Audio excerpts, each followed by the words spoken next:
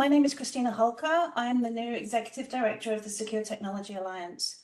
Before we jump into the webinar, I'd just like to say a few words about the organization. So if you'd like to go to the next slide, please.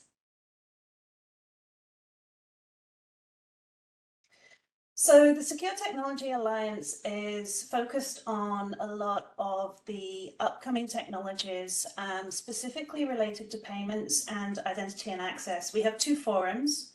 One, which you're probably more familiar with, is the US Payments Forum, who's hosting this webinar. And they have a number of working committees that span everything from ATMs, communication education, debit routing, EV open payments, mobile and touchless payments, payments fraud, petroleum testing and certification, and transit open payments. Our newest forum, the Identity and Access Forum, is focused on digital ID, communication, education, identity assurance, identity and access management, applied technologies trust framework, and a big focus on mobile driver's licenses currently. And between the two forums, we also talk about upcoming and new technologies that span across the entire industry. And you can see here, we look at AI, we look at authentication, biometrics, blockchain, and fraud and cryptography. Next slide, please. We're a member-led organization. You can see here a number of logos, many of which I'm sure are familiar to you. They all drive the work that we do, and we focus on the working committees and the members that really move the work that we're doing forward, and the knowledge base there is tremendous. And we're able to address a wide span of activities. Next slide, please. So specifically today, the US Payments Forum is hosting this webinar. The US Payments Forum is intended to be a forum for cross-industry stakeholders to be able to discuss implementation issues and really identify those innovations that make payments more efficient, simple, and secure. It's built on 4 pillars. So collaboration, it's everybody can get together and have the conversations that are needed to address implementation challenges. They create educational materials for the industry. There are many networking opportunities which will be covered later on in this webinar at the end. And also communications to industry stakeholders about how to deploy and recommendations for implementation. Next slide, please. So with that, I'd like to introduce Lawrence Sutton, who is the moderator for this panel, and he will take it from here. Thank you. Thanks, Christina, and welcome everyone. My name is Lawrence Sutton. I'm a co-chair of the USPF Transit Open Payments Working Committee and a principal consultant at Consult Hyperion, based in New York City. And I just want to welcome everyone to the webinar today. I've been working in the transit space since 2005 and on various transit payment projects since 2012. I moved to New York City to consult with the MTA in 2013 and was so excited to see their plans for open payments. I'd been hearing about Contactless coming to the US for years, and it was presented at the USPF Payment Summit in Salt Lake City back in 2012. But finally it's here, and the MTA, as one example, has gone all in on open payments. They have signs on subway cars that literally say tap to pay is better than the Metro card. And the first screen you see on their ticket vending machine says, you don't need a Metro card. The agency wants out of the ticketing business. And so they've gone all in on open payments, and their penetration of this has been great. It shows the work that they've done. Now that said, if you've worked on technology projects for long, you know that while the launch of new technology can offer a lot of hope, usually behind the scenes, everyone's just hoping that it works. Not that it has every bill and whistle and feature possible. It takes time for systems to mature, and for good reason, as users need to gain confidence in that technology. But today, many agencies have launched open payments. Some are large, like the MTA, some are medium-sized, or some are small, like Coast RTA, who you're going to hear from today. It serves a lot of different rider use cases. But our focus today isn't just about launching open payments. It's about what's next for these systems and what it can offer the agencies and their riders. Today, we're very fortunate. We have a great panel to speak with us today about different aspects of this technology. Each one's going to give a brief presentation, and afterwards we'll have a Q&A or moderated discussion to talk about it. As you think of questions, hit the 3 dots by the chat button in the bottom right corner of your screen, and you can enter your question there. And I'll take those questions and moderate the discussion as we move forward. So to go through our discussions today, we have the 3 panelists. I'll let them do personal introductions first. I'll start with Jillian Gillette of Cal ITP. Sure. Thanks, everybody. Thanks, Lawrence. I'm Jillian Gillette. I run the California Integrated Mobility Program, and I'm standing up a new Data and Digital Services division for Caltrans, which is the California State Department of Transportation. Nice to be here. Thank you. Thanks. And next we have Brian Piasek of Coast RTA. Brian Piasek, General Manager and CEO of the Waccamaw Regional Transportation Authority, locally known as Coast RTA. We serve the extreme northeast corner of South Carolina. Most of you might know it as Myrtle Beach. Good to be here. Thanks, Brian. And last but not least on our panel, we have David Keltz. David? Hi, I'm David Keltz. I'm actually the co-chair of the Mobile Driver's License Committee within the Identity Access Forum of Secure Technology Alliance. And I've been working on mobile driver's license installations and designs for about a dozen years now, including the standards, including digital identity rollouts in Arizona, the Utah program where we rolled out mobile driver's license about 2 years ago. And I'm excited to talk to you about some of the possibilities of using that in the transit space today. Great. Thanks, David. Next slide, please. So today we're going to talk about multiple different topics. We're going to talk about the importance of discounts and concession fares through the eyes of Cal ITP. We're going to hear about Coast RTA's approach to fare capping and their journey with open payments. And we're also going to discover what mobile driver's licenses are, how they work, and how they can play a future role within the transit space. So the first presentation we'll hear is from Jillian. Jillian, your background includes several years working for the city and county of San Francisco. So I assume you look at projects like open payments from a broader perspective than just collecting fares. Can you give us some background on Cal ITP and how you've seen open payments impact the agencies in California and their riders? Sure. I'd be glad to. Thanks very much. So let me start with the California Integrated Travel Project, which is a partnership between multiple state agencies and multiple transit agencies in the state of California, focused on making it simpler to travel in California by removing barriers between modes and within modes, starting with transit trip planning and payments. So next slide, please. Right, so when I think about this, and when my colleagues in state agencies think about this, we have to go to what our role is first. So the departments of transportation don't run transit. People like Brian actually do the work. We dole out the money. We're the pass-throughs for federal funding, and we give the state grants. And much of the money that we give out or grant at state agencies is meant to benefit Californians either directly or indirectly.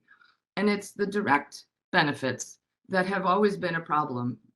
Governments have always had a really hard time getting out the money. And that's something that needs to be solved. And transit is the perfect place to do it. So we all know that transit is not just a great way to get around, but we also know that transit agencies are trusted community partners. Your friendly bus driver is somebody that you see regularly, and you use the service all the time, and so that represents trust.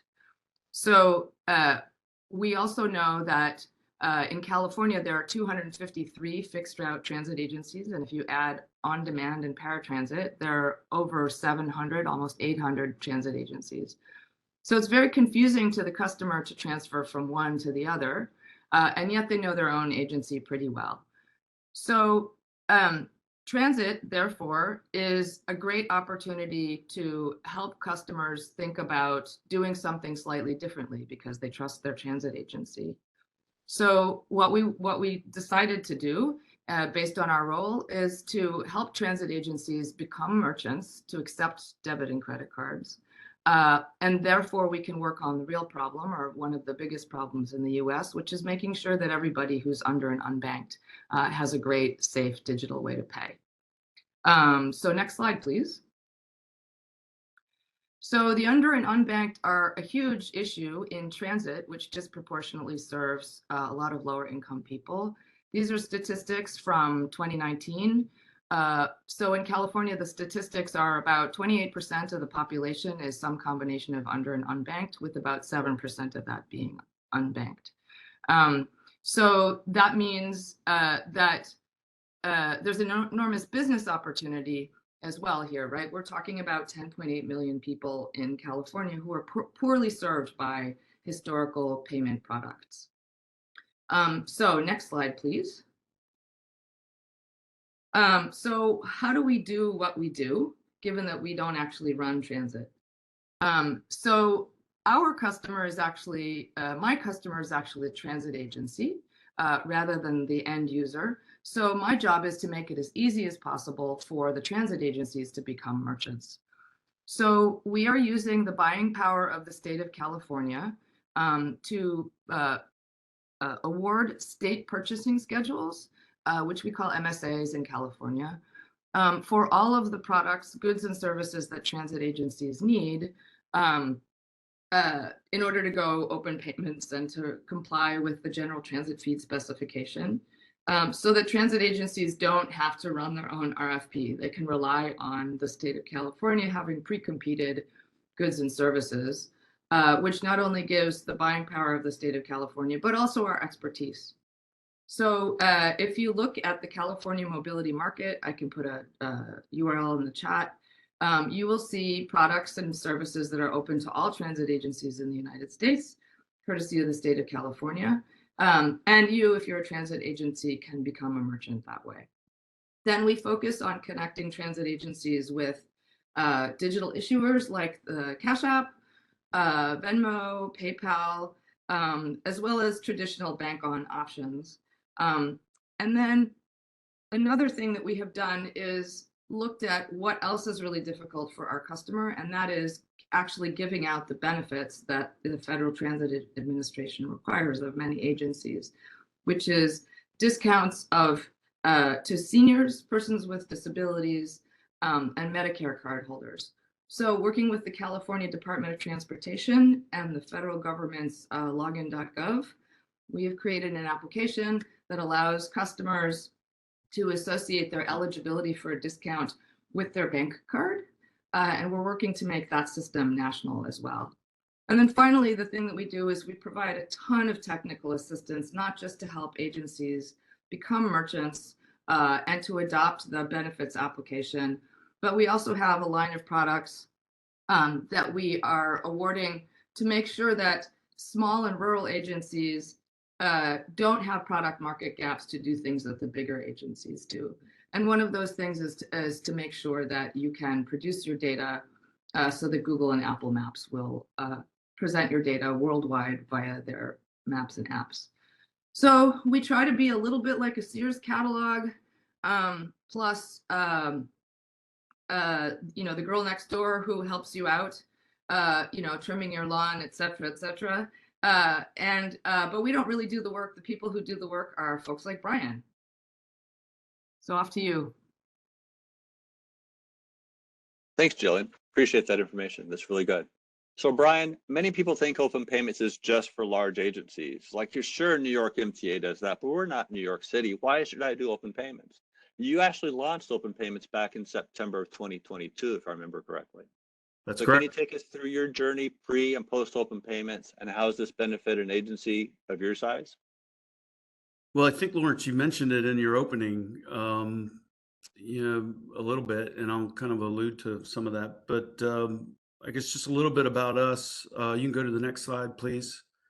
We're a very run-of-the-mill type of transit system. We serve 2 counties in South Carolina. We run fixed route, which is primarily a commuter-based system. So we have a lot of blue-collar workers getting to our resorts to work and maintenance and housekeeping and those types of things.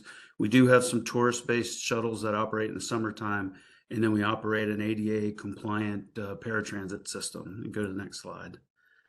If we wind back to the COVID times and the pandemic, we definitely got to a point where we needed to reduce the dwell time that people have at the front of the bus in order to pay their fare. And in addition to that, I'm working with a very antiquated fare collection system that was utilizing magnetic strip technology, coin and bill validators, and we spent a lot of time, including yours truly, counting $1 bills sitting in the back in our cash room so we could make our fare collection deposit. And so, we operated fare free for a time during the pandemic, and I took that opportunity to start exploring some sort of contactless type of payment. And it was really difficult getting into the market, getting some of the big hitters to even talk to us, because we're only talking about a 41 vehicle implementation. And we were on the Cal ITP site looking at their RFP, working through trying to emulate it. When Jillian suggested, and I can't believe I didn't think of it myself, but hey, this is a fully FTA compliant procurement. And she says, I do all the work. Well, she saved me a ton of work by virtue of being able to buy off of their the Cal ITP procurement. In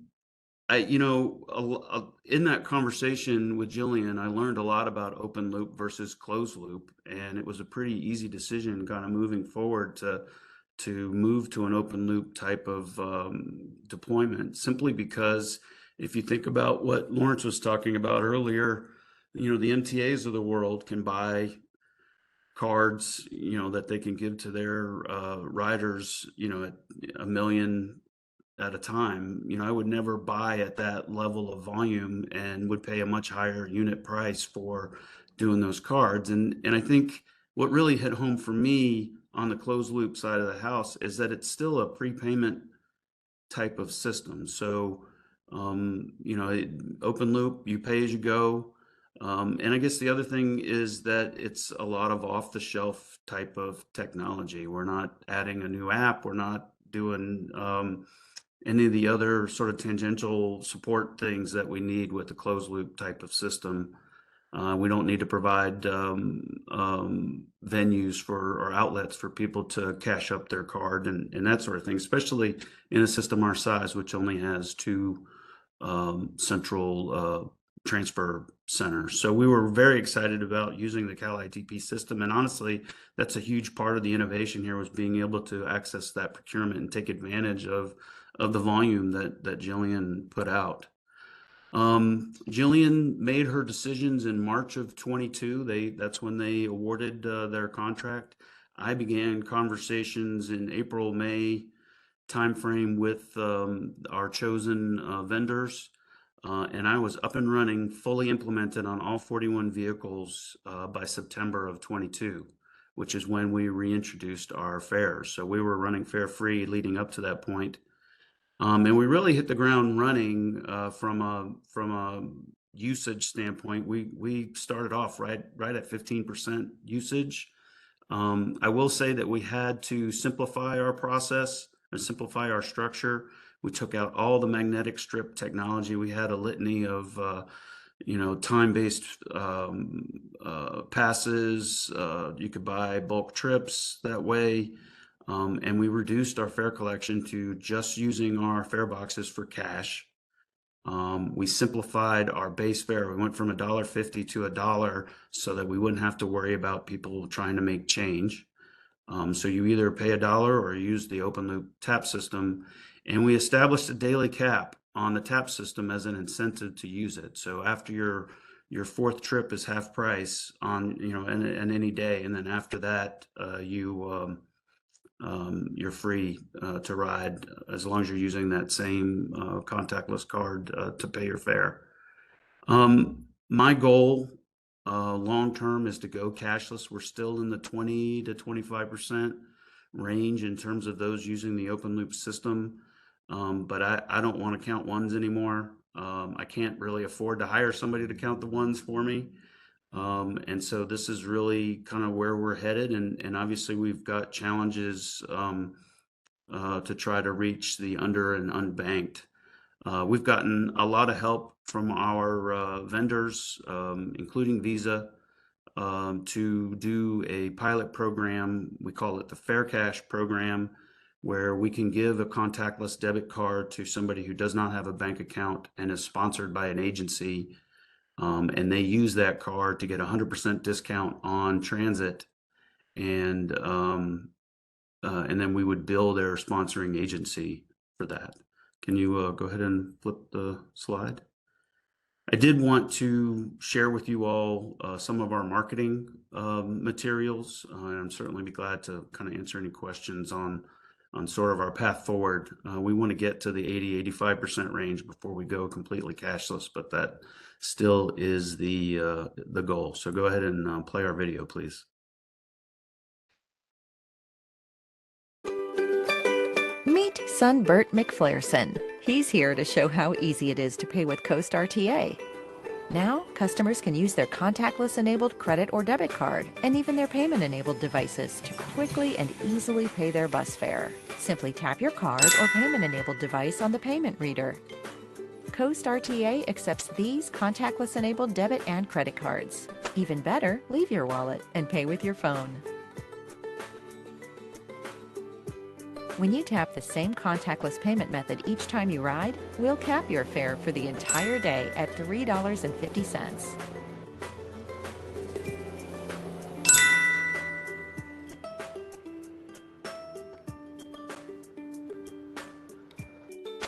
Have questions? Visit coastrta.com to learn more about Tap to Cap.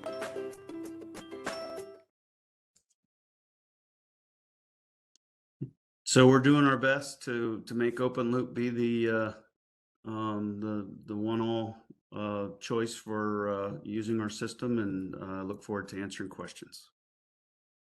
Thanks, Brian. I'll say I noticed in the top left corner you've got that small ad wheel award that you received from Matt, and it was certainly well deserved. That video is great. I really like Sunbird.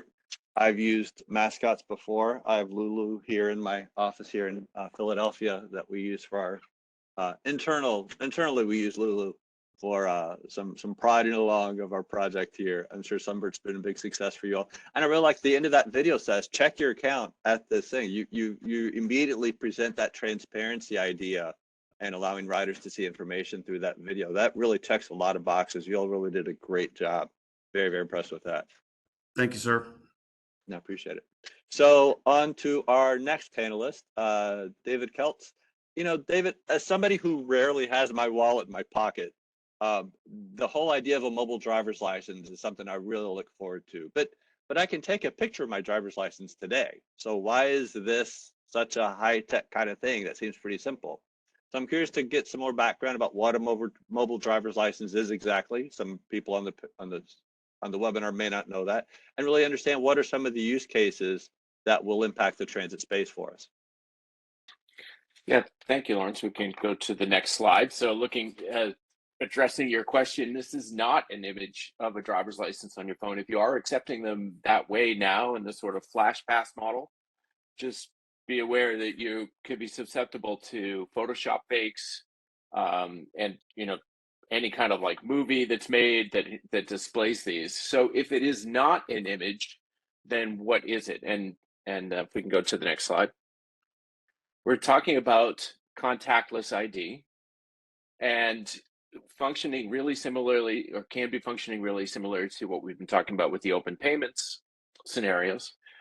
There are international standards, so ISO 18013, two of them, -5, and then forthcoming -7, that came together about 50 different companies, including all the major platform OEMs and governments around the world, to come up with a standard for how this can work so that they can be rolled out and you can have really global usage of identity documents. So this is driver's licenses in the United States, ID cards in the US, national ID cards, and other document types. Right now, the the in-person standard is published, and we expect an over the internet standard to be published shortly, and there have been test events of it.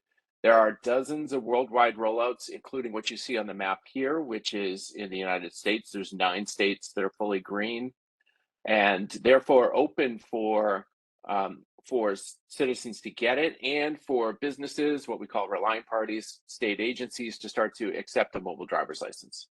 And there's a few additional more coming that you can see there in orange. There's others in plan as well. And I said worldwide because you have South Korea, Czech Republic, Argentina. You have multiple versions, multiple instances of the rollout of this ISO standard.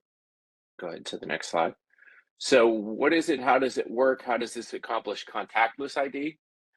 You naturally have a little ecosystem that's created out of the implementation of the standard. And the question is, how can you trust it if you're not looking at what's on the phone? So the issuer runs an MDL service that may be their own, maybe from third party. There's the card holder, which is using a wallet application. And then on the bottom right, there's what we call a verifier or relying party. They're using a reader device. How this works is that the issuer digitally signs using a private key. They digitally sign hashes of the data, and they move that into the cardholder device, into the wallet application for the cardholder to control. And when I say control, means you can actually field by field approve the release of data. So there is selective disclosure on the data that goes to the relying party. For the in-person scenarios, at the same time as that private key used to sign, the issuer circulates a public key, which you can see up on the top right there. That will allow validation of the signature on the data. And you have formats where we call a VICAL or a trust list. In the United States, AMBA intends to run a digital trust service that will be a public key directory. There are others as well planning to do this.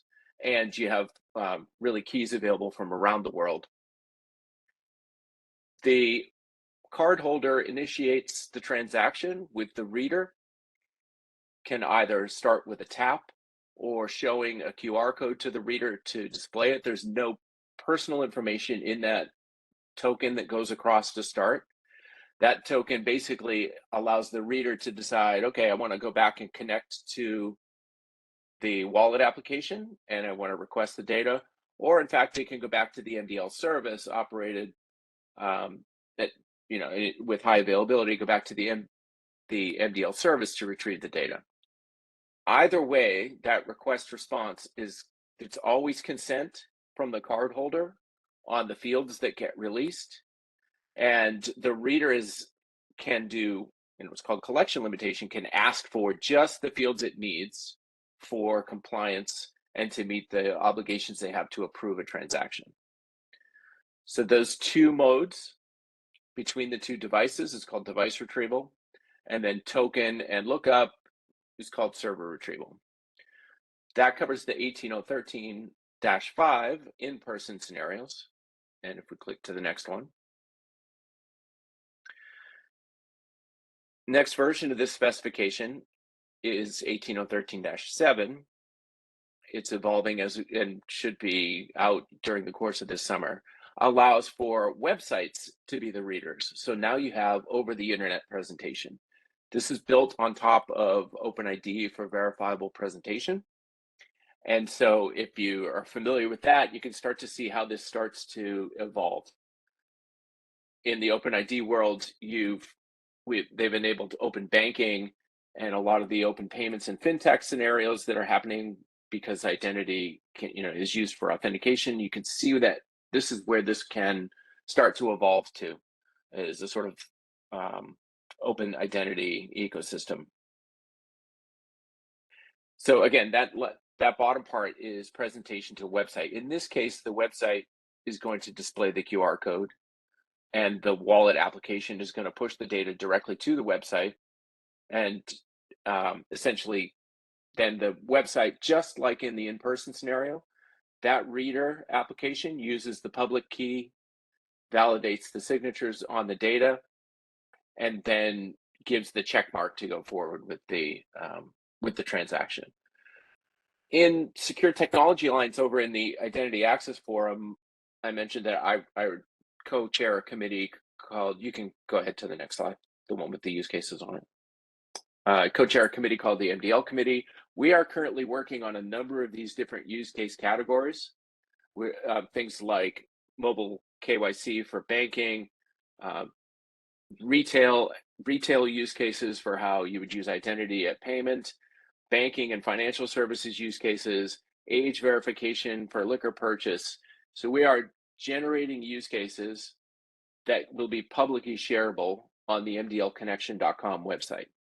And this just gives you the categories of these, really, how we've sort of categorized some of these from age verification. If you're collecting attributes, which can be really helpful in the transit scenarios that we'll discuss next, just authorization or access control, either physical or logical access, verifying identity, identity proofing, because the MDL essentially, because of the cryptographic signatures, becomes a superior identity document for those proofing flows.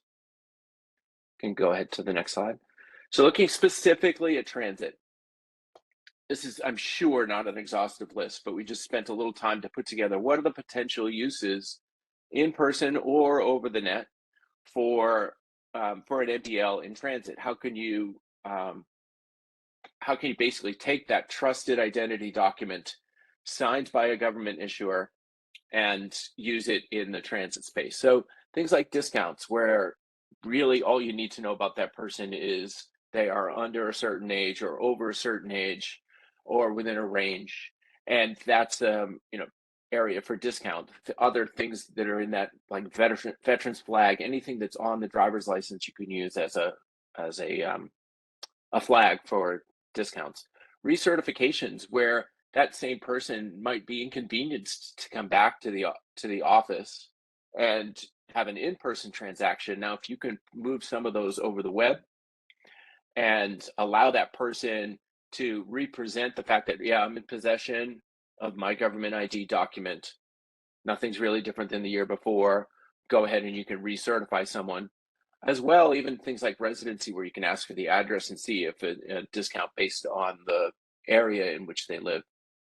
On that recertification or on that website interaction, I know California has they are currently working, the DMV, towards over the internet presentation, and are rolling out use cases such as application for and receipt of a handicap placard without visiting the office. So they've moved that onto the web as well. So, and I'm sure there are others here. So that, yeah, go ahead, Lawrence. That kind of covers the set in the transit use cases. Definitely open to questions in the Q&A. Yeah, thanks, David. David, that's great. I think the emphasis on recertification, the mobile driver's license, beyond just the in-person use case, the virtual capabilities there are just something that I imagine,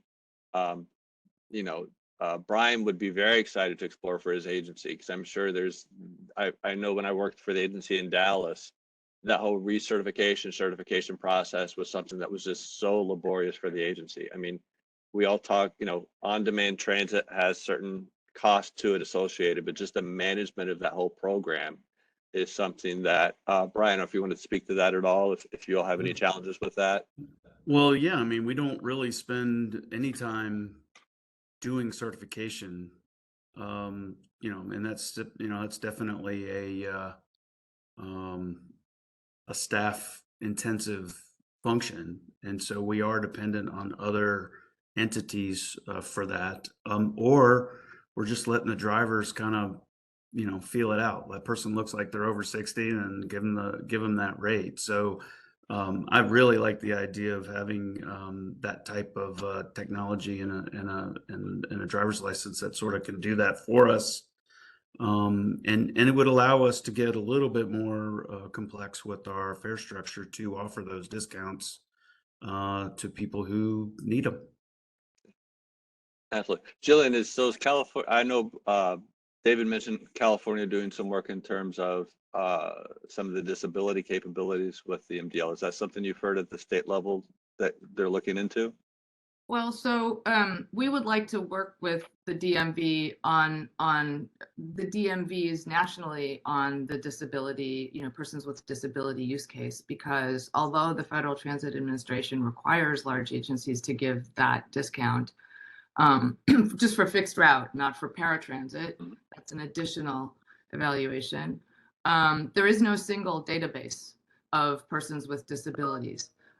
So the DMVs are a good source for sure. And that would, as Brian said, obviate a lot of the eligibility verification work that each agency currently has to do separately, and therefore each customer has to do that separately with each separate agency and renew their eligibility every year. So we're also working in California CalITP. We've also been working on additional methods to help customers verify their eligibility. So a driver's license is one way, but DMVs don't necessarily have access to all of the data that transit agencies want to base a discount on. For instance, a lot of transit agencies like to give lower income discounts, and the DMV doesn't track income. So that's one of the reasons why the California Gateway, which we're hoping to nationalize, connects with login.gov, because login.gov is the single sign-on system for the federal government. So login.gov, every American in theory has a login.gov account. You may not have signed up for it, but login.gov, because it provides sign-in to every federal agency, can tap every federal agency's database. So that means the IRS, Social Security Administration, the Veterans Administration. So we're slowly working our way to building the benefits capability this way. And we really look forward to the driver's license way as well, because it automatically spreads the reach of that type of discount. Excellent. Very good. Thanks. So as a reminder, folks, if you have I'm sorry, go ahead. Well, I was just going to add that, now we do have the capability of assigning that certification to that person's card. So so we're really only doing certification once at this point.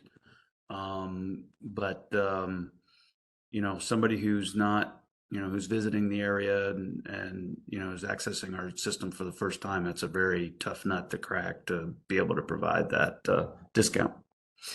Absolutely. Absolutely indeed. Yeah, one of the things we didn't really talk about much today is from a technology standpoint. The reason we can have these advanced capabilities in open payments is because this open payment system is usually laid on top of an ABT system, account-based ticketing, which allows you to do some things such as provide different parameters to different accounts, therefore have the variable fares that you charge them. Now, from the comment section, I've seen that Sunbird is a big hit with viewing the webinar as much as it was with me. And people also liked how you emphasize fare capping to your riders there. Matt of Ventura County asked the question, though, what was the discussion like when you implemented fare capping inside of your agency? I know that I was real impressed when the MTA did this. The press conference that they presented this on really emphasized how fare capping was not about a revenue thing, it's about an equity thing. Equity. If you don't have a way to offer all of your riders the same discount, then you're not really providing equitable service in your fare policy. And so I think fare capping is one way to do this. But Brian, I'm curious to understand, how did you all approach this? What were your internal discussions like about that? I think that most of it surrounded trying to incentivize the open loop system more than anything else. It was a pretty easy decision. Our system is fairly predicated on transfers, and we still have a little bit of work to do on the Title VI side of things, because we're not offering that discount under cash, that cap under cash. When we implemented the system, we implemented it as a pilot program, which helps us kind of put it in place and try to learn some of the ins and outs, and kind of in arrears go back.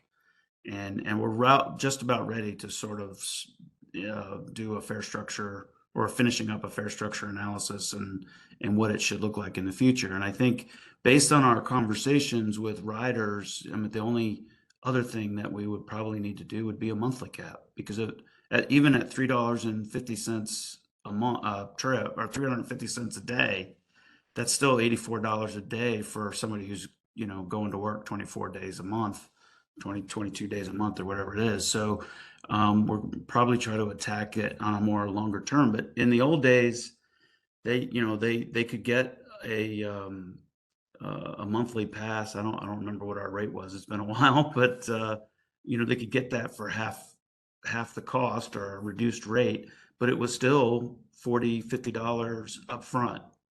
And a lot of folks that are in this situation don't have that kind of cash sitting around. So I think more than anything, that really solves a lot of Title VI issues for us, because we're still pay as you go. Absolutely, yeah. That's a great story behind that and a good understanding of how that worked for you. Now, one of the things I also hear from people that they wonder about as we go from a closed loop system to open loop is that all of a sudden they're going to lose out on this data or ownership of their customers. Man. Brian, if you had any concerns about that or any issues in terms of what you get out of your back office system? None whatsoever. We get data at the validator level. We get data with the discounting software. That's a different company. And we get data from the acquiring bank. So I could tell you just about everything about every trip, where it happened, when it happened. It's awesome. Way better than we ever got out of our fare boxes. So wow, yeah, that's great. Yeah, yeah. one thing I think people forget is that your cash customers are often just invisible. I mean, they pay cash and you have no data about this rider beyond that one transaction they did. Someone boarded at X. But all of a sudden, as you get into these ABT systems, I think there's so much more data. Jillian, have you all had any experience of that as agencies have concerned about managing that data or not having the information that they would like? So I was typing in the chat. There's a lively conversation going on there. No, we haven't. So we assumed this kind of on the get-go, right? We provide technical assistance, and one of the reasons that we wanted to go in this direction is that government merchants haven't really been described by the global payment system yet. We're kind of the last merchants standing, right? Visa and MasterCard and the other systems have worked with merchants to understand what data and how to structure their information in a way that's better for them, right? That's a component of merchant services. So we don't have that in transit because we've always been left alone. We've always either been doing cash or we've been doing this other thing. So we wanted to make sure that as the state of California, we could put together the technical talent to help build at least proto merchant services directly with merchants that are going open payments.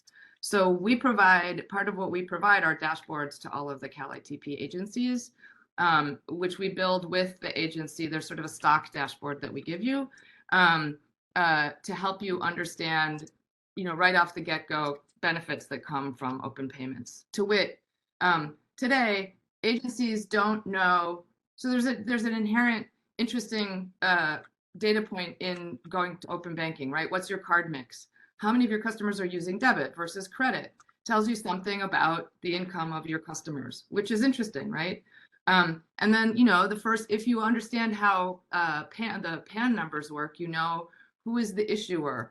And you should be looking at things like how many of the existing payments that I'm getting at my ticket vending machines, are coming from customers that are paying with Cash App or debit.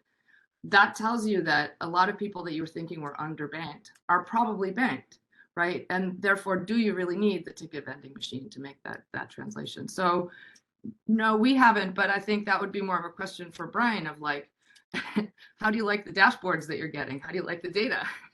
Would you like more? And if so, which data? It's way too much data, honestly. But I get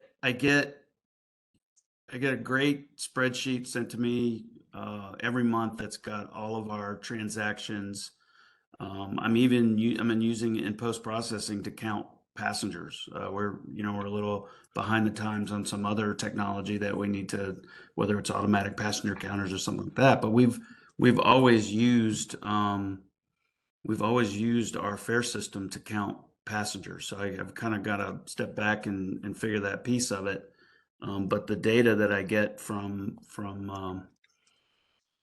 from our open loop system is terrific, and it's too much. It's more than I'll ever use. Yeah, it can be a challenge. Which isn't a bad thing. Yeah, it can be a challenge to convert all that data into actual information. And so that's always a challenge with those systems.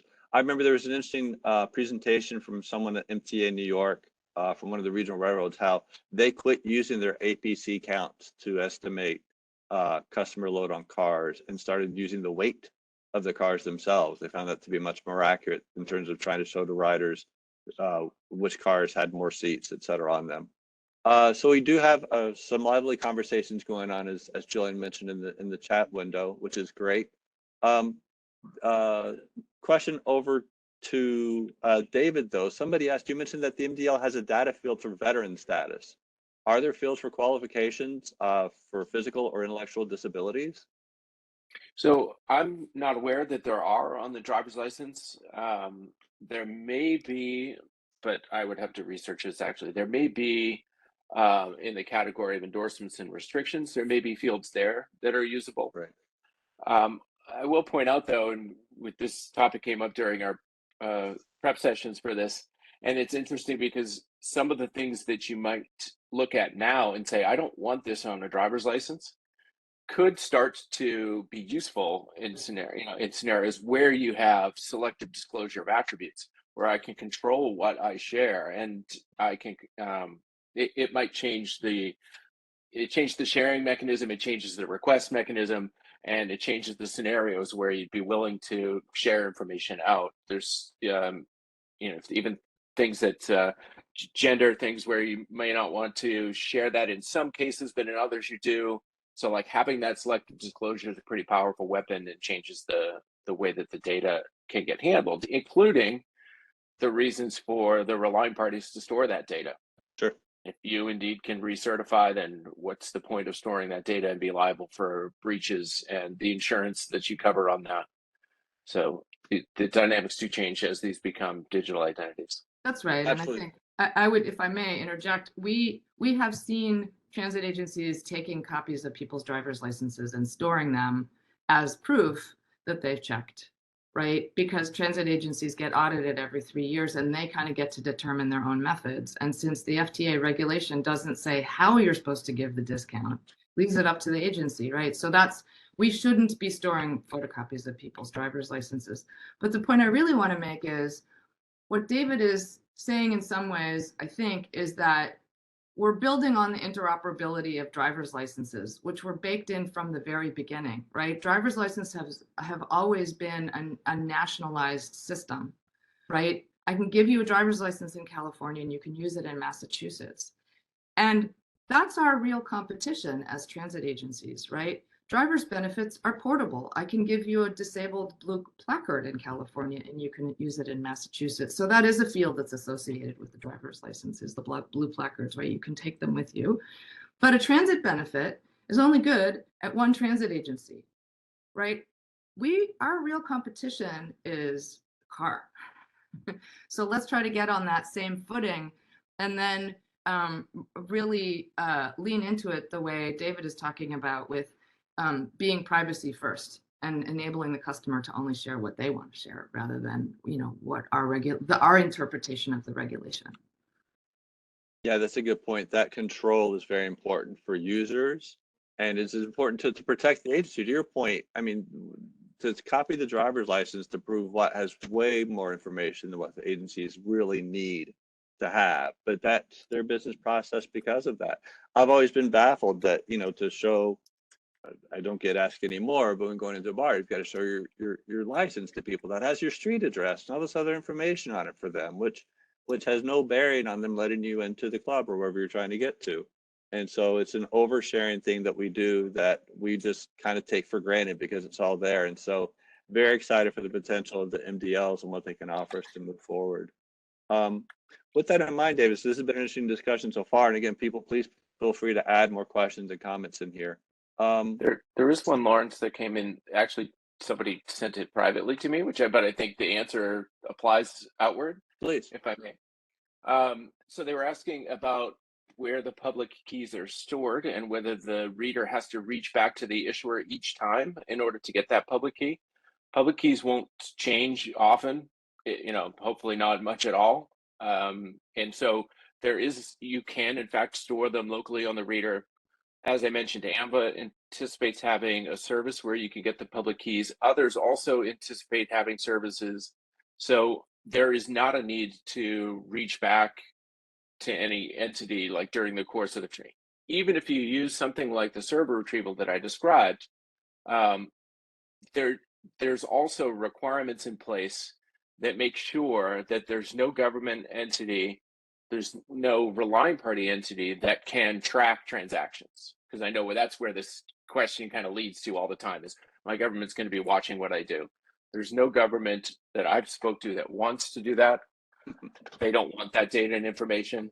And when they follow AMBA's guidelines and they follow the privacy regulation, requirements that are in the ISO standards, then there isn't a way to track transactions. And there's not really even a way for relying parties to collaborate together and track people's transactions because any identifiers inside the data get rotated on each use.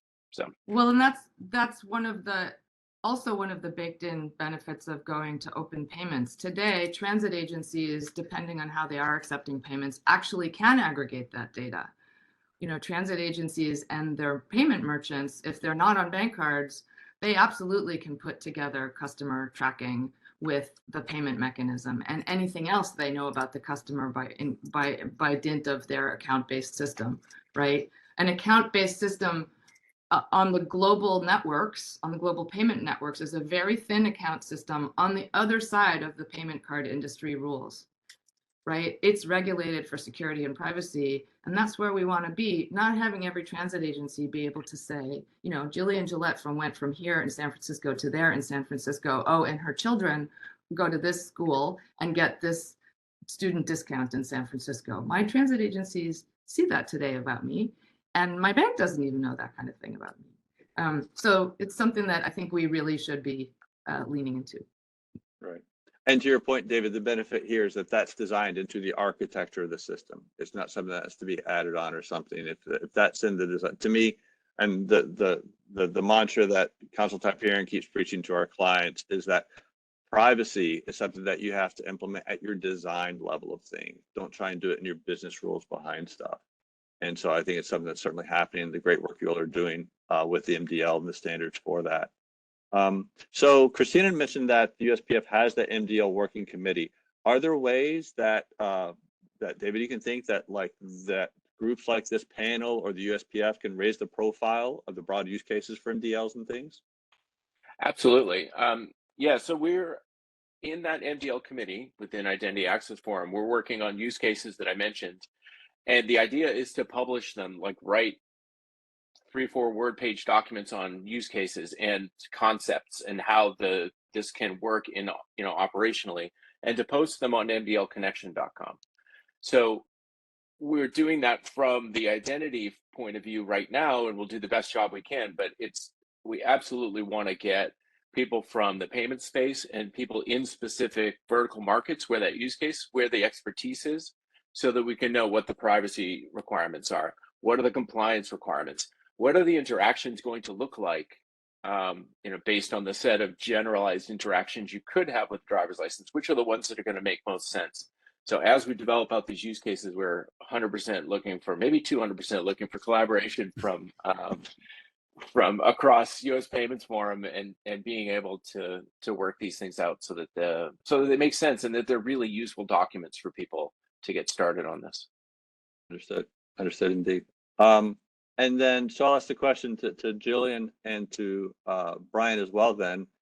I'm co-chair for the USPF Transit Open Payments Working Committee. We're trying to do a lot of work. This webinar's it's only been a team effort of several people coming together with all the different co-chairs pitching in for ideas for this and organizing this. Has been a great team effort. But what do you think are some of the ways that this working committee can do to either change the perception that some have that oh, open payments, that's just for New York to do because everybody there is a Wall Street millionaire. We're not. What do you think are ways we can do to change that perception and work to increase the intake of open payments? Well, look, I would say, I obviously am very passionate about this issue. I would say everybody should go talk to the county clerk or the treasurer in San Francisco who are desperate to help people with out on the streets or with identity issues get a bank card. They're not just a prepaid or gift card, but their own bank card to which they can put their own money on and to which benefits can be delivered, because it's unsafe out on the streets for these people to be carrying cash. It's not an elite solution. It's a basic amenity of being a citizen, and the United States is obviously an outlier in this regard, right? We don't require basic accounts, whereas pretty much everybody else does. So I would say, for the customer's sake, getting banked is the only path to financial inclusion in the United States, right? That's imperative. So we need to do that. The other thing I would say is that finally describing the needs of transit agencies, not just as social service providers, but actually as merchants, right? And helping us translate our incentive programs and our wildest dreams about incentivizing transit ridership into rewards and incentive loyalty programs on the open payments networks would be amazing, because it would really give transit agencies the kind of information and the ability to partner with the private sector that we've just really had a difficult time engaging in previously. That's my rant. And I would just add a couple things, but it follows exactly what Jillian's saying. You get cash stolen off of your person that's gone forever, but you can also get a card or a phone stolen off of your person. And so anything that the open payments folks can do to streamline, shorten, make it less painful to get replacements. Well, first of all, shutting down the one that got stolen and getting replacements is huge. And then I'm going to space on the second part.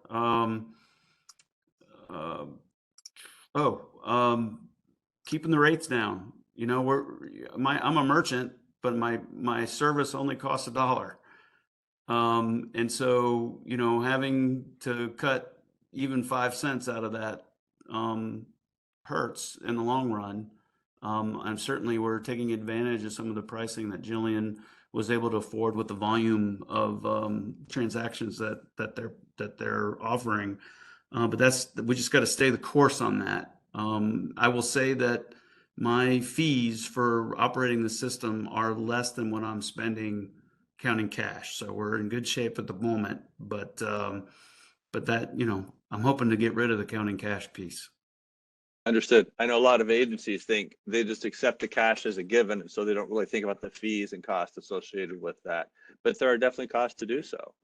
And so that's a great point to bring up. I really appreciate that very much. My $2.50 an hour counting ones. It's pretty expensive. Understood. We're about out of time on this today. I'll go back and ask Christina or Devin, someone behind the scenes. Is there a recording behind this? Is there something that people can access? Yes, we are recording this webinar. It will be posted, so you can go back and review the content. Yeah, absolutely. Very good with you. So check out the USPF website. Also check out the working committee. I'll put in my plug for this here as well. We're an active group trying to find ways to increase this. Like I said, I think really appreciate Brian being on today to show that, hey, this is not just about MTA. That might be what gets the headlines, and we've got pictures of what they're doing through things, but this is very helpful. And through the work of what CalITP has done, Brian's been able to take part of a system, and all of a sudden how many buses did you say you have, Brian? We have 41 vehicles.